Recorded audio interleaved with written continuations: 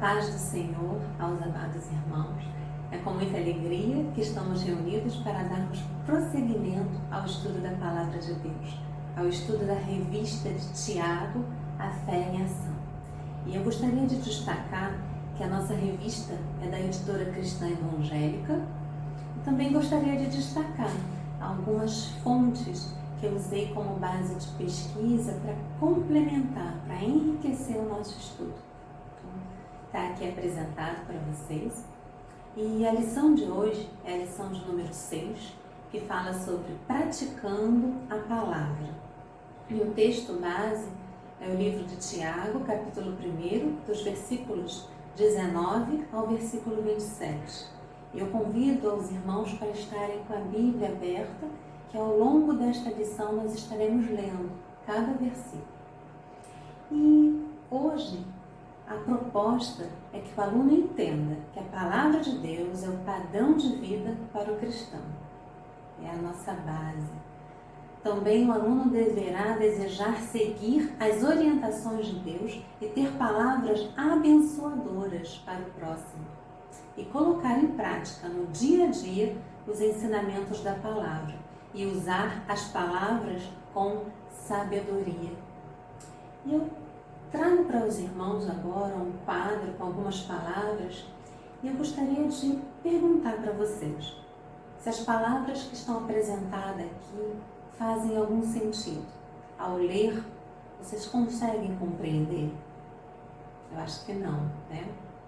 E agora eu trago o segundo quadro com as palavras colocadas nos lugares certos. Bem, agora faz sentido. E essa dinâmica que foi proposta é para que a gente entenda a base da lição que a gente vai estar estudando hoje. Né? A palavra de Deus, como a palavra precisa ser colocada através da fala, através da escrita, como cristão precisa apresentar essa palavra dentro do cumprimento do ID, como nós estamos sendo exemplo, como nós estamos usando e manejando a palavra de Deus. Então, ao longo desse estudo, nós estaremos nos aprofundando. E a nossa introdução, ela vai falar dentro de um assunto que eu gosto muito, que é a área da psicologia. E eu trouxe para vocês uma foto de um pai sendo um exemplo para o filho, dentro da construção dessa criança enquanto formação de sujeito, né? E aí a gente tem um autor dentro da psicologia, que é Lacan, que ele vai falar sobre o grande e o pequeno outro, aquele que empresta a fala, a linguagem, as palavras e empresta a imagem, né, o exemplo. Diz assim na nossa introdução: na psicologia, uma linha teórica irá destacar que dentro desse mundo específico de experiências que a cultura em que estamos inseridos nos oferece, podemos dizer que as relações que estabelecemos com as pessoas também contribuem para a construção de quem somos hoje. Muitos dos nossos gestos, hábitos e modos de falar foram frutos das identificações que tivemos com pessoas que, em algum momento da vida, foram importantes para nós. São os grandes e os pequenos outros. Pois bem, pense em todas as situações, porque eles permitem observar de forma clara que a nossa maneira de ser, de pensar e, sobretudo, de enxergar a si mesmo é fortemente determinada por palavras. Isso mesmo. Palavras que foram enunciadas por pessoas, mas que parecem se organizar de forma independente e agir sobre nós como um peso de verdade. Na clínica, por exemplo, às vezes vemos o sofrimento de algumas pessoas, que esse sofrimento está profundamente enraizado em certas palavras ouvidas quando criança. São marcas, são situações que são ditas e que causam feridas e que muitas das vezes pessoas carregam essas feridas ao longo da vida. Como o conceito do grande outro, Lacan pretendeu abarcar em um único movimento teórico as diversas formas através das quais a palavra nos constituiu, da cultura que é essencialmente feita da linguagem e do discurso familiar. Do ponto de vista lacaniano, nada mais somos do que o efeito da incidência da linguagem sobre as nossas vidas. Como eu falei lá no exemplo do pai com o filho, a construção da nossa personalidade, de quem somos, vem muito dessa base, dessa relação daqueles que estão próximos das crianças, sejam os pais, sejam os avós, sejam os tios, sejam as pessoas que educam, que ensinam e que emprestam para a criança essa imagem, essa palavra, e através disso, dentro das fases de construção da criança, ela vai aprendendo, ela vai adquirindo conhecimento, ela vai se construindo enquanto pessoa. E aí, tem um Sartre, ele diz pra gente o seguinte: não importa o que fizeram com você, o importante é o que você faz com aquilo que fizeram com você. Ainda que dentro de nossa construção enquanto pessoas, a gente possa ter ouvido lá atrás alguma palavra que nos feriu, que nós carregamos ao longo da vida, em determinado momento, cabe a nós fazer essa escolha. O que eu vou fazer com aquilo que um dia fizeram comigo? E aí, trazendo para a luz da palavra de Deus, em Romanos, Paulo nos diz, no capítulo 12, versículo 2, e não vos conformeis com este mundo, mas transformai-vos pela renovação do vosso entendimento, para que experimenteis qual seja a boa, agradável e perfeita vontade de Deus. A Bíblia é uma fonte inesgotável de riqueza, especificamente nesta porção citada por Tiago, que estudaremos hoje. Os irmãos já pensaram em como a palavra é importante na vida cristã? É pela palavra de Deus que chegamos ao conhecimento da salvação, dos propósitos dele para nós, dos seus atributos. Em resposta à palavra de Deus, com a nossa palavra, tomamos posse da salvação. Está lá em Romanos 10, do 9 ao 10. Também com a nossa palavra oramos, na convicção de que Ele se relaciona conosco pessoalmente.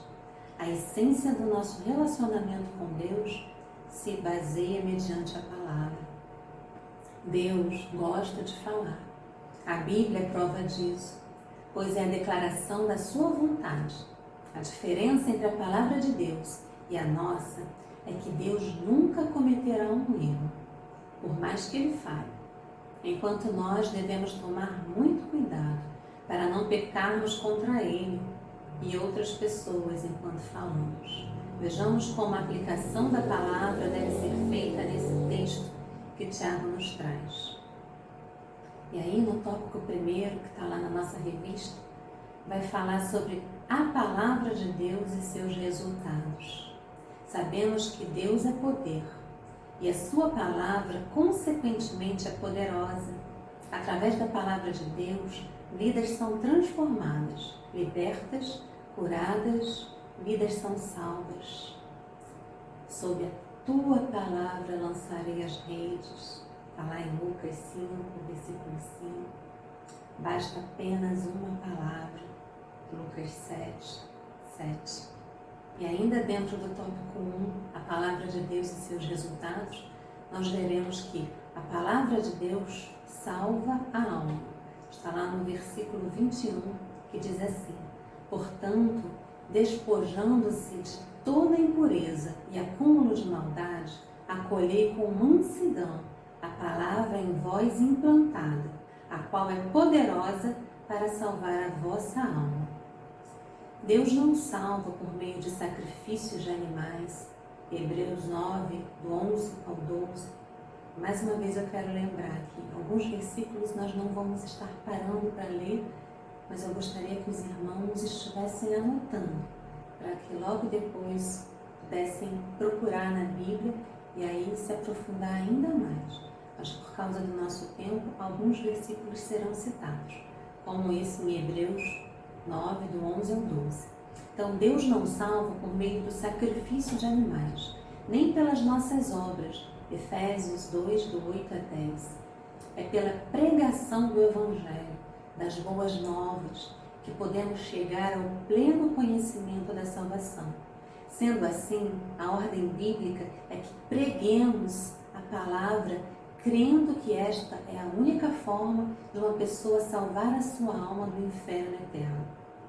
Lembramos que a palavra alma, neste contexto, indica o homem real, o ser essencial, a vida integral. Devemos ter cuidado para não falhar na pregação da palavra.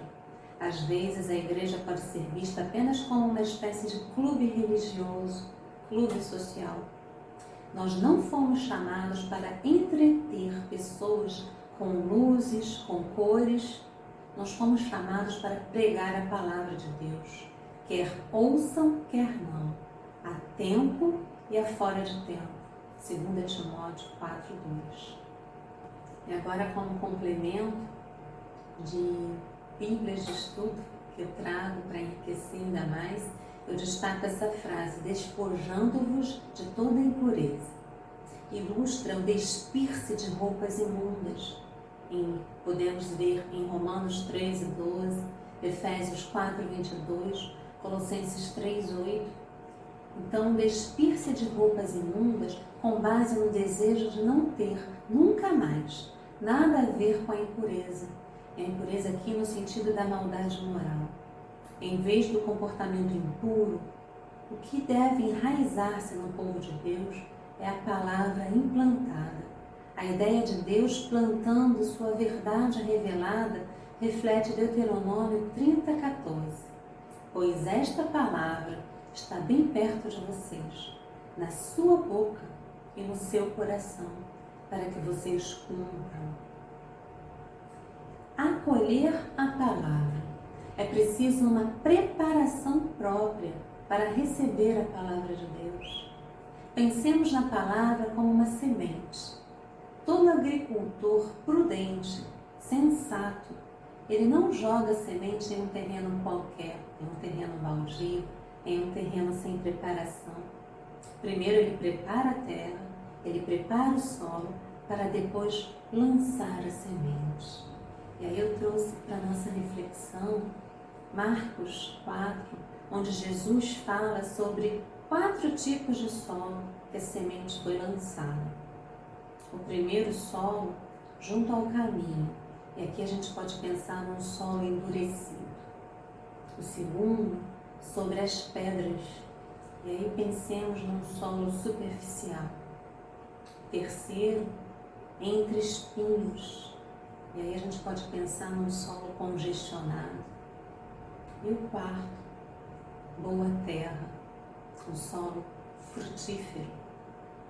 Os terrenos que não foram preparados para a semeadura não frutificam. É importante refletirmos sobre essa passagem pensando em nossas vidas. Como eu, enquanto cristão, estou me preparando para estudar a palavra de Deus? Como nós estamos nos preparando? Muitas vezes não separamos tempo para fazer uma leitura adequada da Bíblia, ou mesmo quando lemos, não refletimos, não meditamos. Lemos por ler, para cumprir um calendário de leitura. É preciso arrancar as ervas daninhas, remover obstáculos, tirar as pedras, afastar os espinhos. É preciso quebrantamento do coração, para quando a palavra cair em nosso coração, ela frutifique. Então eu convido a começar por mim e a cada um de nós. Como nós estamos nos preparando, como nós estamos separando o nosso tempo para estudar aquilo que é mais precioso, que é a palavra de Deus. Então a lição, ela nos convida para fazer essa reflexão. Além de preparar a nossa vida, o nosso coração para lermos a palavra de Deus, é preciso acolher com mansidão a palavra em voz implantada. Porque ao lermos a Bíblia, muitas vezes ela nos confronta. Como espada, ela irá nos ferir. Como fogo, ela queimará tudo que for impuro. Acolher com mansidão significa que quando você for confrontado com a verdade, exortado pela verdade, você deverá acolher esse ensino e reter com leveza, sem resistência, sem rebeldia. Ao ser confrontado com a verdade, teremos duas escolhas, dois caminhos. Ou nos rebelamos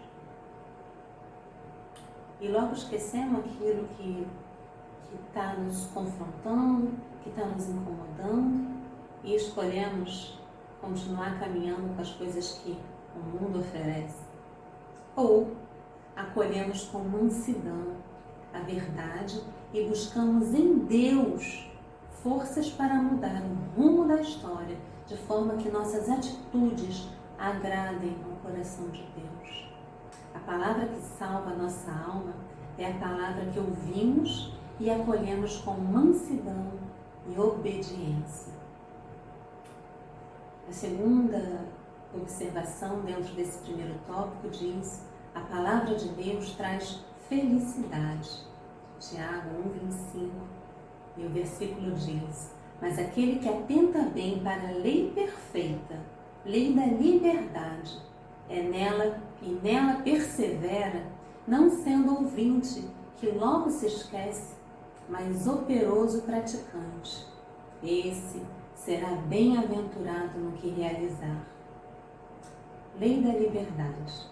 Em Tiago, lei e palavra são duas maneiras diferentes de descrever a mesma realidade. Um pouco antes, a palavra da verdade, que está lá no capítulo 1, 18, é o Evangelho de Cristo. E aqui, lei se refere tanto à lei do Antigo Testamento, quanto àquela que foi interpretada e cumprida em Cristo. Embora fosse santa, justa e boa, como pode ser visto em Romanos 7:12, a lei do Antigo Testamento não tinha poder para, por si mesma, capacitar as pessoas pecaminosas a lhe obedecerem. Assim, a lei do Antigo Testamento não libertava o povo, mas o tornava escravo, como Paulo ensinou em Gálatas 3:10 ao capítulo 4:7.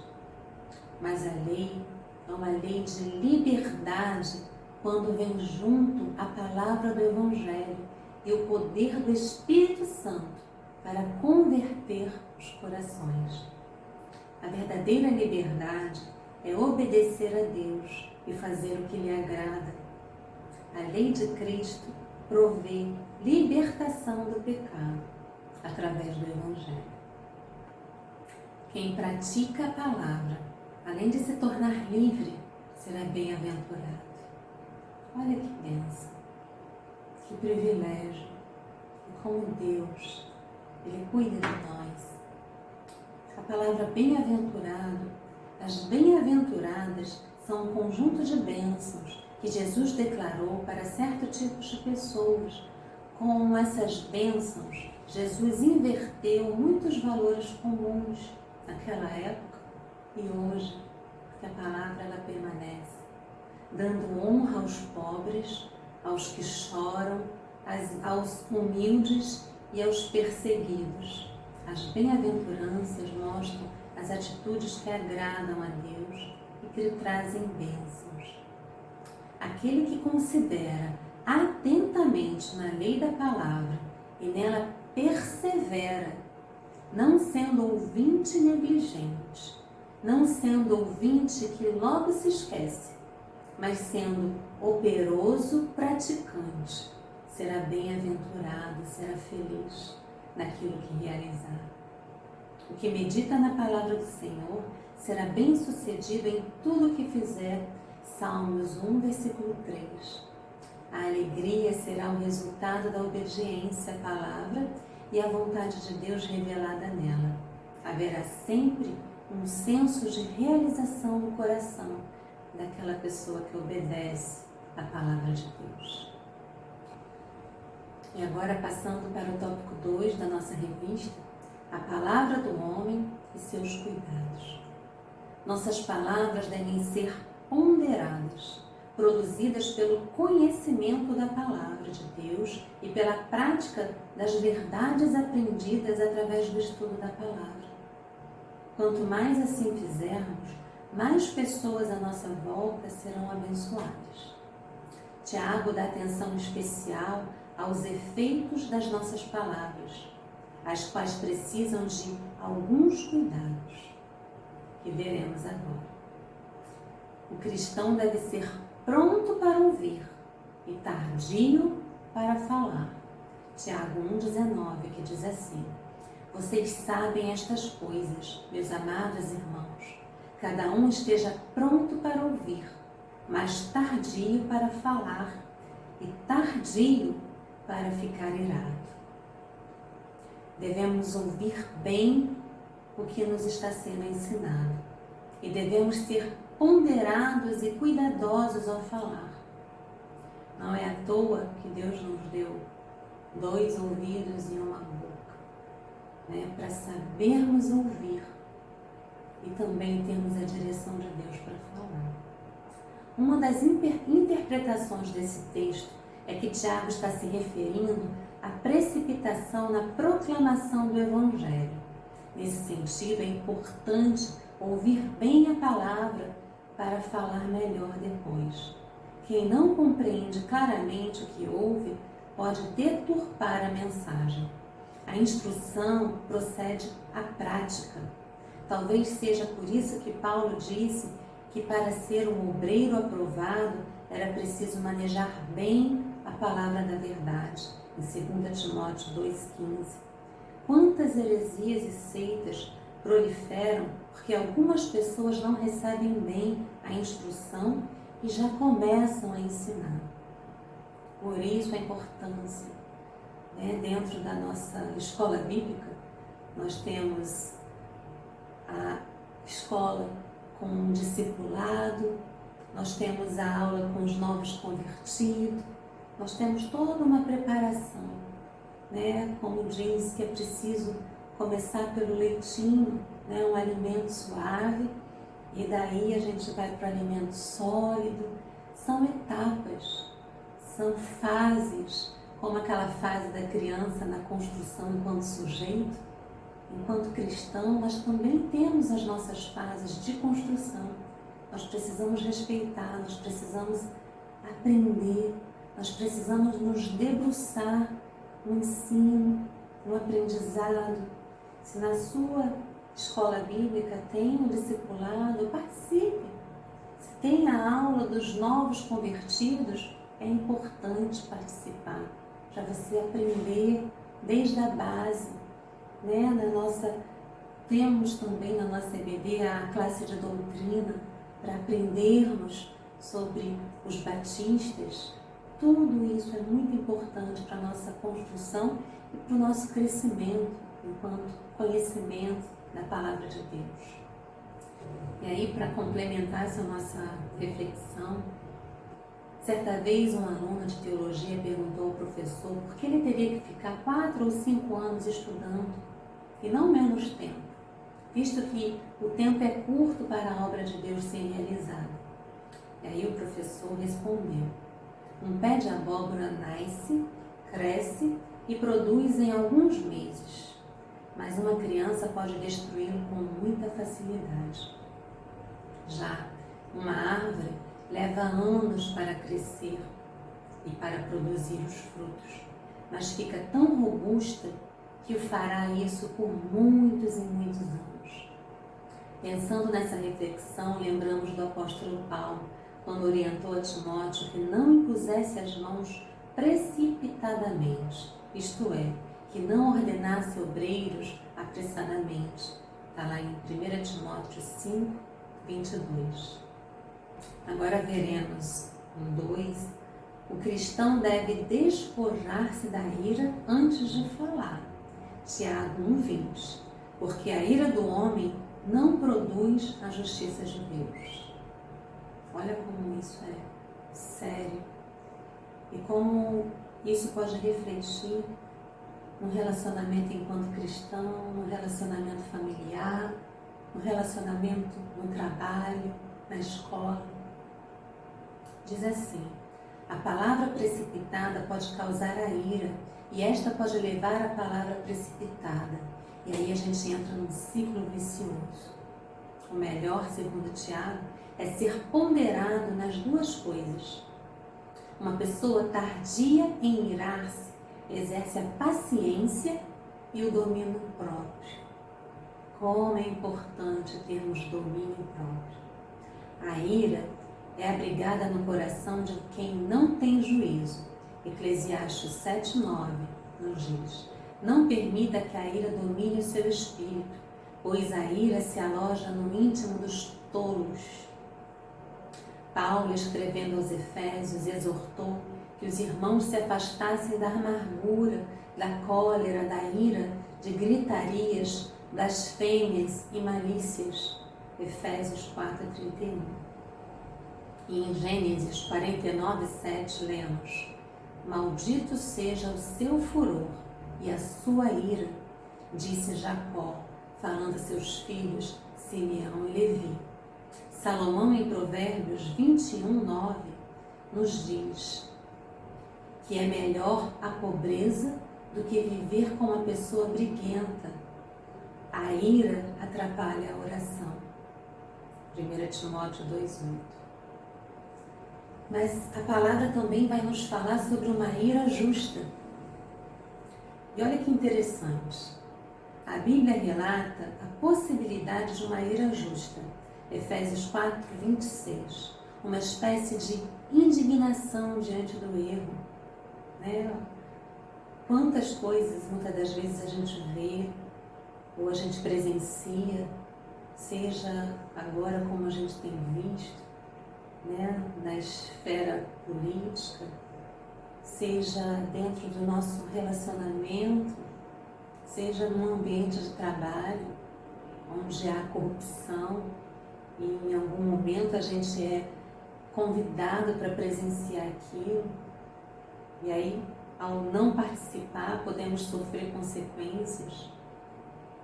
Diante de situações assim, a gente pode ter uma ira justa, sim, porque a gente está vendo a prática do mal, a gente está vendo a corrupção e a gente se chateia. Mas olha como é importante, como a palavra de Deus, ela nos orienta. Uma espécie de indignação diante do erro, porém esta ira justa não pode perdurar e dar lugar ao diabo. Efésios 4:27. Ela deve ser dominada para que não cause danos maiores do que o erro que a gerou. A gente precisa ter muito cuidado. É difícil, porque a gente está vendo algo injusto e a gente não compactua, mas a gente precisa ter cuidado para que isso não gere no nosso coração sentimentos que em algum momento a gente vai estar pecando, a gente vai estar errando. Ainda que nos indignemos diante dos pecados, da ingratidão, das injustiças, devemos tomar muito cuidado para que este sentimento não se torne carregado de impureza e maldade. Tiago 1:21. É preciso deixar para Deus a vingança por atos contra nós cometidos. Romanos 12:19. A nossa ira não produz a justiça de Deus. Tiago 1:20.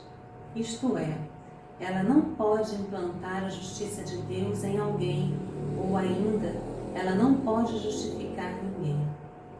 A ira do homem não pode produzir qualquer ação justa aos olhos de Deus, visto que o homem é pecador e não há ele em justiça própria.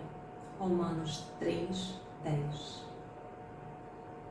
Que estejamos atentos, mesmo diante das injustiças, como nós estamos trazendo para o nosso coração. Precisamos encontrar em Deus forças para deliberar o perdão, para sermos leves, para termos a paz que vem de Cristo e deixar na mão de Deus, para que Ele, no tempo dele, faça a justiça, para que no tempo dele, Ele faça o agir dele. E agora, caminhando para o terceiro tópico dentro do capítulo 2 da nossa revista, o cristão não deve ser mero ouvinte, enganando-vos a vós mesmos. Tiago 1, do 22 ao 23.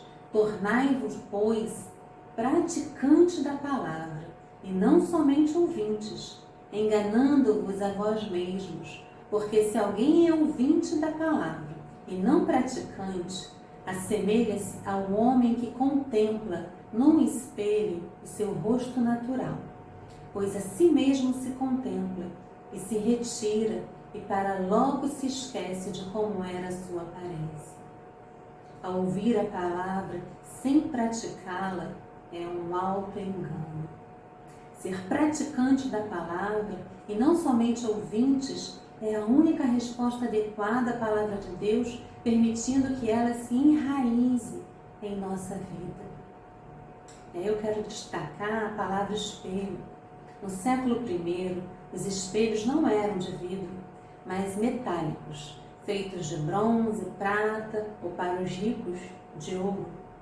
Os metais eram achatados, polidos, até adquirirem um alto brilho, e a imagem que refletiam era adequada, porém não era perfeita.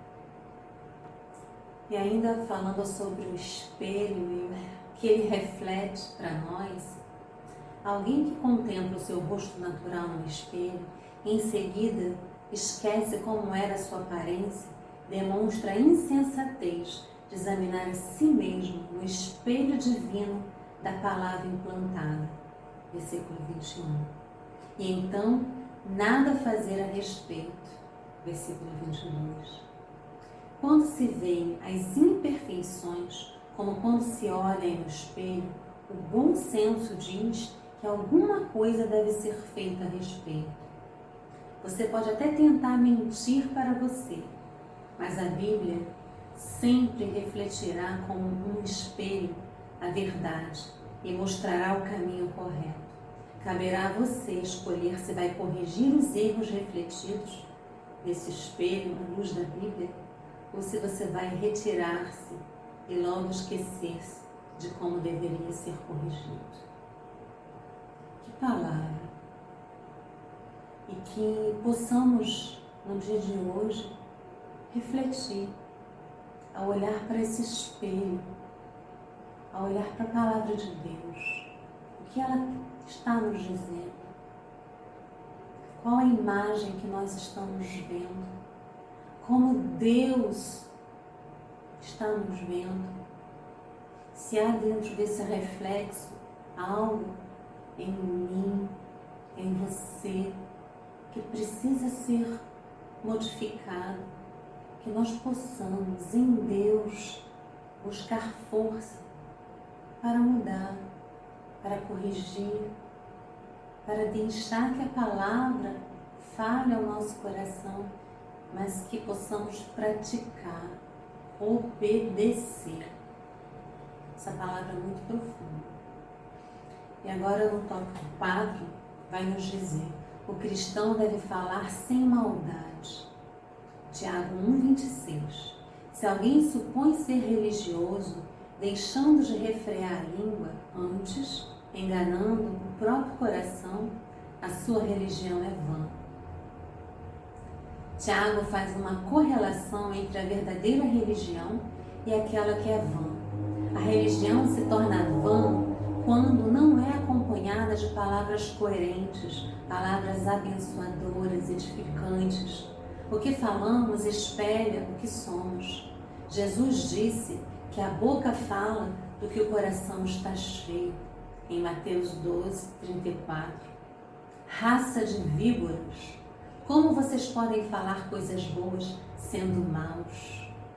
Porque a boca fala do que está cheio o coração. Paulo, no mesmo sentido, diz que os convertidos devem falar palavras que edificam, que lhe trazem graça aos que ouvem. Efésios 4:29. Não saia da boca de vocês nenhuma palavra suja, mas unicamente a que for boa para a edificação, conforme a necessidade, e assim transmita a graça aos que ouvem. Não pode ser puro o coração de alguém cuja língua não é pura. Para a nossa reflexão, o que nós estamos falando edifica, constrói, abençoa, melhora a vida do outro? O que nós estamos falando é verdade? Se estamos usando a língua para trazer malefícios ao invés de bênção, nós não estamos alinhados com os princípios bíblicos. Nós não estamos agradando ao coração de Deus. Tiago compara a língua como o freio de um cavalo e como um leme de um navio. O freio, ele para, e o leme, ele dá direção. Use esse potencial para fazer o bem e não para fazer o mal. Ele também compara a língua como um fogo e como um veneno. Uma pequena fagulha pode colocar em chamas uma grande floresta. Uma fala maldosa, venenosa, um boato lançado ao vento pode produzir muita dor, pode destruir relacionamentos, pode gerar mágoas, cicatrizes profundas. Se o crente não refrear a língua, a sua religião é vã. É uma palavra de exortação, de reflexão, que possamos ouvir e praticar. Nossa língua deve ser usada para produzir frutos abençoadores para o reino de Deus.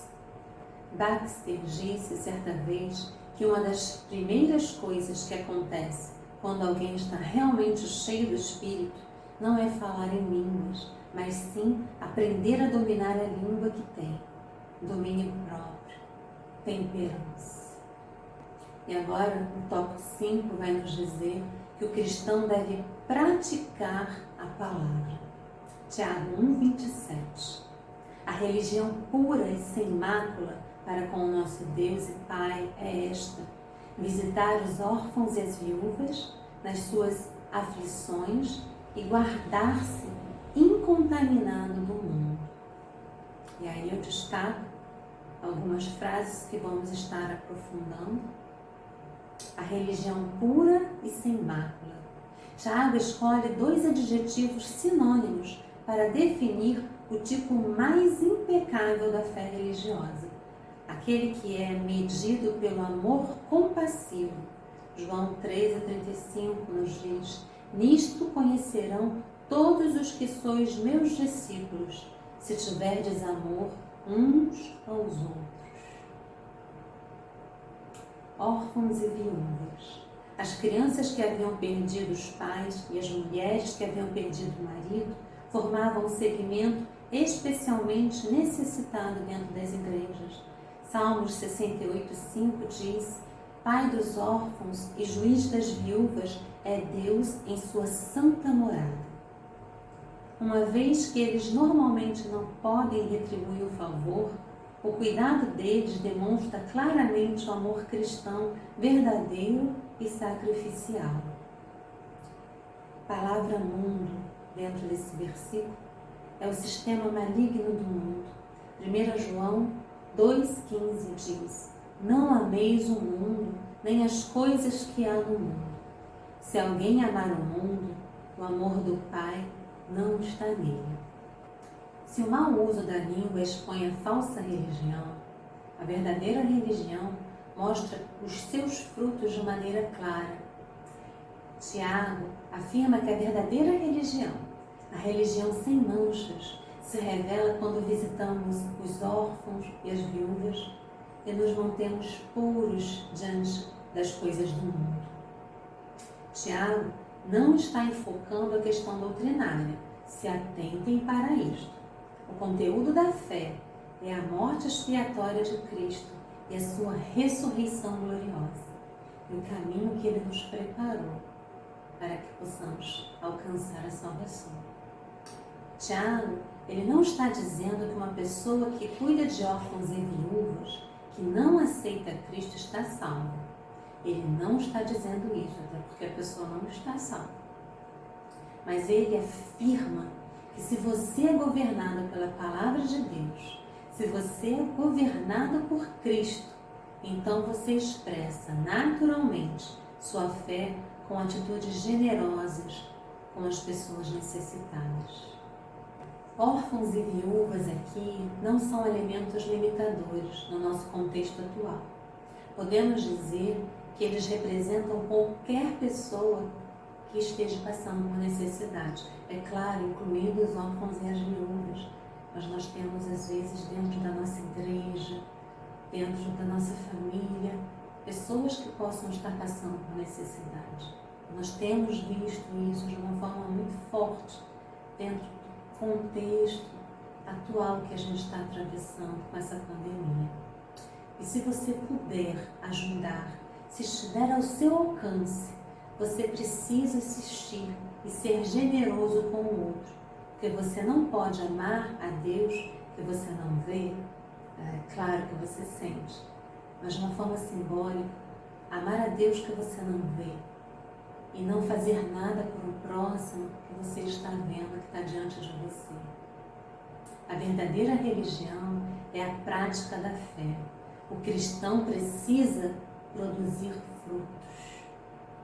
Nós precisamos ter amor ao próximo, amor a Deus.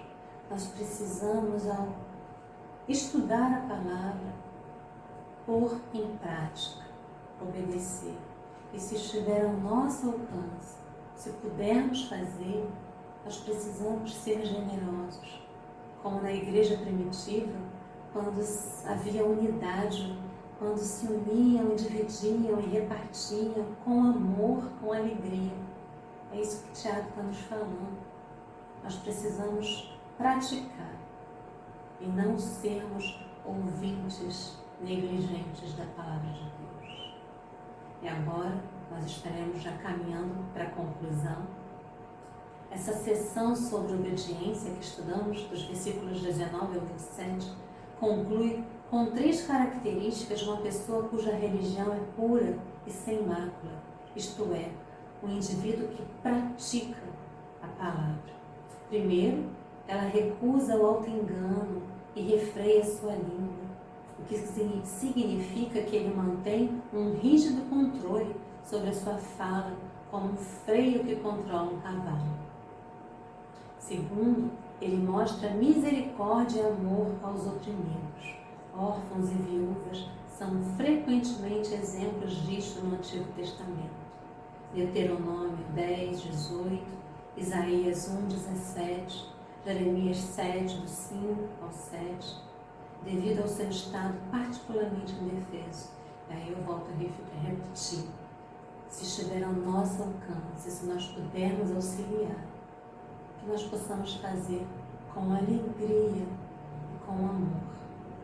Terceiro, ele se mantém incontaminado no mundo. Como nós vimos em outras lições, o exemplo de Daniel, o exemplo de José, que nós busquemos em Deus forças para resistir aos manjares que muitas das vezes nos são apresentados.